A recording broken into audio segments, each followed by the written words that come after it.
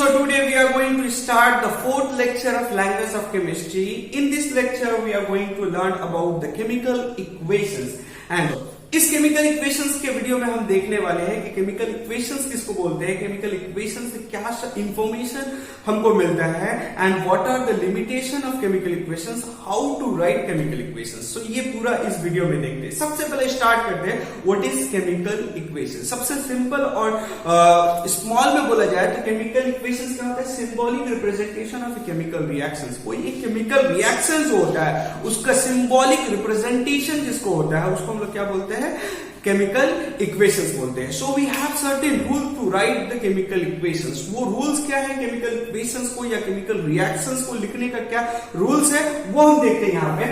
So writing a chemical equations we have to follow certain rules. First one, left hand side जो chemical equations का होता है उसको हम लोग बोलते हैं reactants. Here I represented by letter R. So ये कार्बन मोनोऑक्साइड एंड ऑक्सीजन जो हो रहा है वो ये क्या है रिएक्टेंट है जो केमिकल रिएक्शंस में टेक पार्ट करता है, उसको हम लोग रिएक्टेंट बोलते हैं. और जो left hand side of a chemical equations होता है. Now the second point, right hand side represent the product. Now chemical reaction जब होगा तो कोई ना कोई एक रिजल्ट होगा, जो रिजल्ट होता है उसको हम प्रोडक्ट बोलते हैं. See in this reactions this part is called product. तो राइट हैंड साइड में जिसको रिप्रेजेंट करते हैं वो होता है product. The third point is arrow. Basically, arrow represent the direction of the reactions, in which directions the reaction is going on. So see here, these directions so that कि यहाँ पे आपका carbon monoxide and oxygen combine करके produce क्या कर रहा है, carbon dioxide. तो ये एरो क्या रिप्रेजेंट करता है, represent the directions of the reactions. Basically double arrow, reactions occur in both directions. कहीं कहीं क्या आपको कुछ रिएक्शंस में देखोगे ये डबल एरो का साइन होगा. तो ये डबल एरो क्या इंडिकेट करता है कि रिएक्शन से बोथ डायरेक्शंस में ऑकर होगा. मतलब रिएक्टेंट मिलके प्रोडक्ट भी बना रहा है, अगर कंडीशंस कुछ चेंज हो तो प्रोडक्ट मिलके रिएक्टेंट को भी बनाएगा. तो ये डायरेक्शन जो होता है ये बोथ डायरेक्शंस इंडिकेट करता है. इसी रिएक्शंस को हम लोग रिवर्सिबल रिएक्शंस बोलते हैं. इरिवर्सिबल रिएक्शंस जो बैकवर्ड डायरेक्शंस में होना पॉसिबल नहीं हो, सिर्फ फॉरवर्ड डायरेक्शंस में जाता हो. Reversible reactions forward and backward both are possible, so it's called reversible reactions. Now the fifth point is heat sign. So देखिए कभी कभी कोई केमिकल इक्वेशंस में आप देखिएगा कि भी इंडिकेटेड बाय दिस ट्राइंगल, ये डेल्टा साइन इसको भी बोलते हैं या एक ट्राइंगल बोलते हैं. ये इंडिकेट करता है कि इस रिएक्शंस में आपको हीट का नीडेड है. सो सी a triangle in the arrow indicate that heat is observed in the reactions. एक जो ट्राइंगल एरो में रिप्रेजेंट कर रहे हैं, ये एरो के ऊपर जो हम लोग रिप्रेजेंट कर रहे हैं कि इस डायरेक्शंस में रिएक्शंस को फॉलो होने के लिए we need heat basically. So this triangle indicate the amount of heat required. Now the last point, condition. So कुछ reactions होता है certain conditions में occur होता है, जैसे temperature, pressure and catalyst are often written on the arrow. जैसे देखो कुछ reactions होगा जिसमें आप क्या करोगे, ये जो temperature हो गया या catalyst हो गया या आपका कुछ certain condition हो गया pressure का, उसको हम लोग क्या करते हैं, arrow के ऊपर लिखते हैं. Now यहाँ catalyst हो रहा है. कैटलिस्ट क्या होता है, कैटलिस्ट किसको बोलते हैं, catalyst are the substance which increase or decrease rate of the reactions.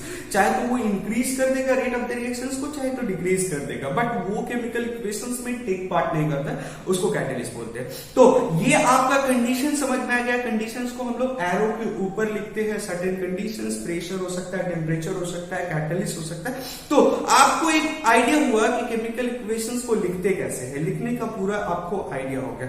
अब हम देखेंगे कि केमिकल इक्वेशन से क्या क्या इंफॉर्मेशन हमको मिल रहा है. तो सबसे पहला देखेंगे कि एक केमिकल इक्वेशन से सबसे फर्स्ट जो इंफॉर्मेशन मिलता है कि रिएक्टेंट कौन सा है, प्रोडक्ट कौन सा है, वो आपको पता चल जाएगा. Third point, the number of atoms of each of the element taking part in the chemical reactions.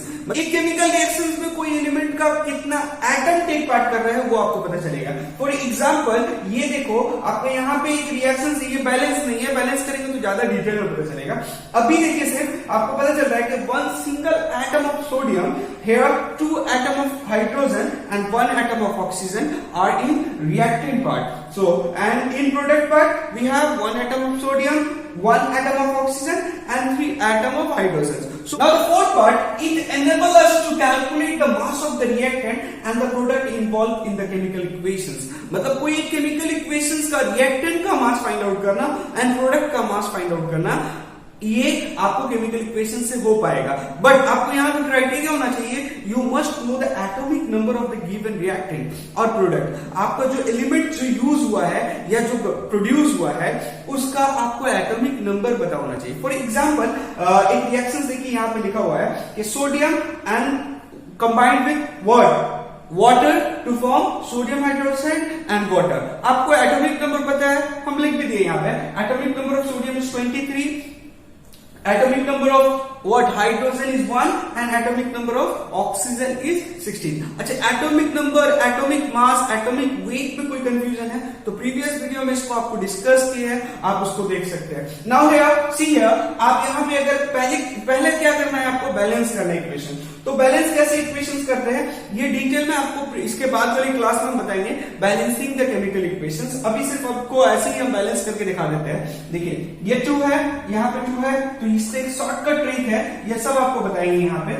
ये 2 लिख दो, यहाँ पे 2 लिख दो। सी सोडियम इज 2 है, 2 hydrogen 4, 2 and 2 4 and oxygen, yes balance हो गया। बैलेंस हो गया तो अब एक बैलेंस इक्वेशंस में हम रिएक्टेंट का मास एंड प्रोडक्ट का मास भी कैलकुलेट कर पाए if we have a chemical equations. कैसे, देखिए यहाँ पे सोडियम का सिंगल एटम का मास कितना है 23, सो वी हैव 2 ना, सो दिस मल्टीप्लाई विद 2। सो अब पता है वाटर का कितना होता है 18 होता है, हाइड्रोजन का 1, 2 हाइड्रोजन मतलब 2 and oxygen 16, so it will become 18। हम डायरेक्टली लिख दिए तो ये आपको हो गया। इधर में भी उसी तरह से लिखो, देखो 2 उसी तरह से रहेगा। See here, so sodium 23 and hydrogen 24 and oxygen 16 means 40 हो जा रही है। 40 प्लस ये कितना हो जाएगा 2, तो ये जब ऐड करोगे तो ये कितना हो जाएगा 46 प्लस ये 36, ये आपका कितना हो जाएगा 80 प्लस 82, दैट इज ये आप जब ऐड करोगे तो आपका हो जाएगा ये 82।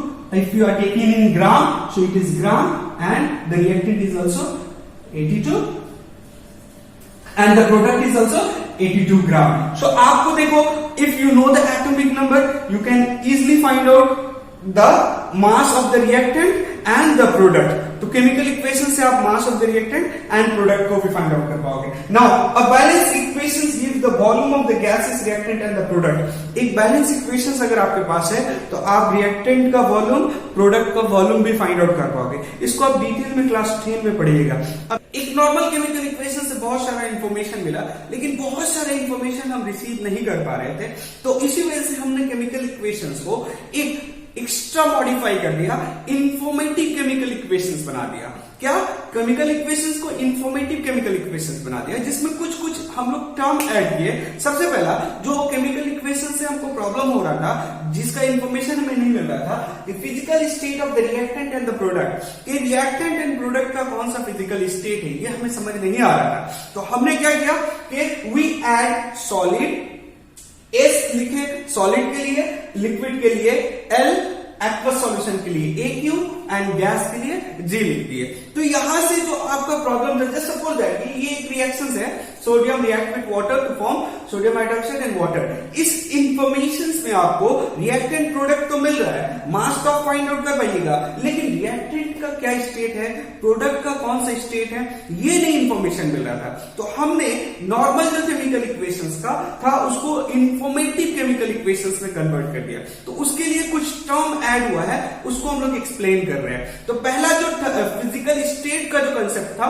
उसको हम लोग इंट्रोड्यूस कर दिए अपना केमिकल इक्वेशन। दूसरा जो है the concentration of the reactant of the reactions नहीं पता रहता है कि कंसंट्रेटेड आपको कोई चीज सोल्यूशन लेना है। बेसिकली जब एसिड हम जब लेते हैं तो कोई रिएक्शंस कंसंट्रेटेड में होता है, कोई डाइल्यूट में होता है।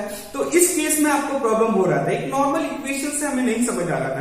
तो हम क्या किए, now we add dilute and conc. हमने क्या ऐड किया, DIL डाइल्यूट के लिए, CONC कॉन्क किसके लिए यूज होने लगा, कंसंट्रेटेड के लिए यूज होने लगा। For example suppose that zinc react with H2SO4 to form zinc sulphate and hydrogen gas is evolve. यहां पे आप बहुत सारे इंफॉर्मेशन आपको मिल रहा है, लेकिन आपको स्टेट नहीं पता चल रहा है और उसका कंसंट्रेशन, एसिड जो ले रहे हो उसका कंसंट्रेशन क्या होगा ये नहीं पता चल रहा है। For this what we do, we just add the state. State means आपको सॉलिड, लिक्विड एंड गैस किस फॉर्म में है वो लिख दिए। Simultaneously we add dilute and bond. See here, dilute मतलब ये जो रिएक्शन पॉसिबल होगा जब ये H2SO4 डाइल्यूट होगा तभी, अदरवाइज वो रिएक्शन पॉसिबल नहीं होगा। तो एक और एक्स्ट्रा फीचर्स ऐड हो गया। नाउ थर्ड वन, आप देखो the conditions of the reactions. बहुत सारे केमिकल इक्वेशंस ऐसे लिख देने से नहीं होगा, you have to write the conditions. आप क्या करोगे, सपोज दैट ये रिएक्शंस देख लीजिए,